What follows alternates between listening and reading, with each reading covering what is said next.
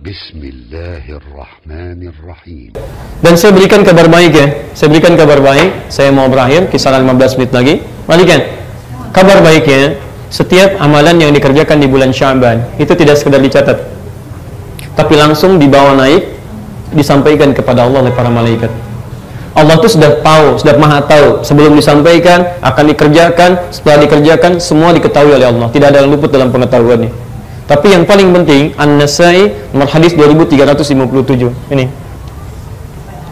Ketika Usama bin Zaid bertanya pada Rasulullah, ya, lima waraka, kenapa saya sering lihat Anda puasa banyak di bulan Sya'ban?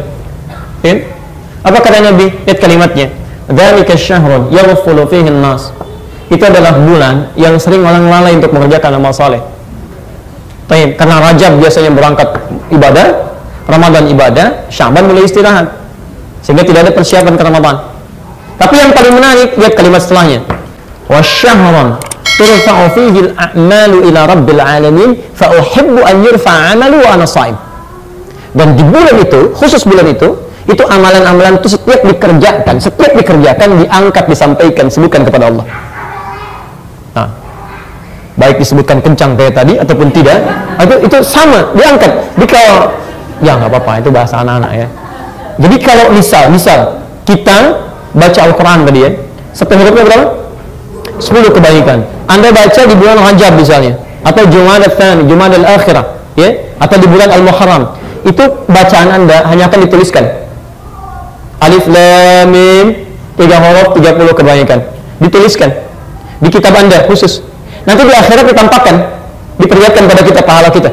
Faman ya'mal mithqala dzarratin khairan yarah, yang baik diperlihatkan. Bahkan kitabnya juga ditunjukkan, dipegang oleh kita. Al-Quran surah 17 tadi, ayat ke-13 sampai 15 kan? Iqra kitabak kafa bi nafsika al-yawma 'alaika hasiba. Ini kitab kamu, silakan baca. Cukuplah hisab kamu terjadi saat ini sesuai dengan amalan kamu. Anda pernah baca Quran sekian ayat, dituliskan, Anda pegang. Tapi demi Allah saya katakan, lewat lisan Nabi, Sya'ban tidak. Begitu Anda baca Al-Quran, misal Anda bacakan begini, Alif Lam Mim, seketika bukan hanya dituliskan, tapi disampaikan oleh para malaikat. Ya Allah, si fulan baca surah ini. Ya Allah, si fulan bacakan ini. Ya Allah, si fulan kerjakan ini. Ya Allah, Masya Allah. Itu berebut nama-nama hamba Allah yang beramal disebutkan di hadapan Allah. Saya mau gambarkan gini ya. Kalau ada situasi seperti ini, saya panggil 1-2 anak. Si fulan, maju. Bapak Ibu sekalian, Masya Allah, ini anak-anak yang sangat baik, mengerjakan ini, contoh bagi yang lainnya. Kira-kira senang nggak anak itu?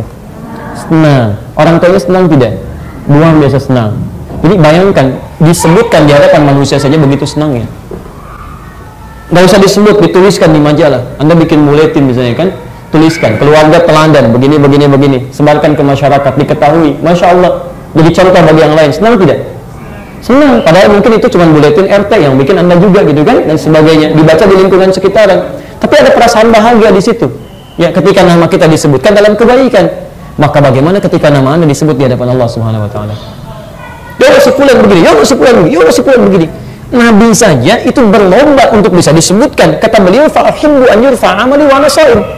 Saya sangat bahagia ketika saya disebutkan nama saya, diangkat amalan saya sedang puasa.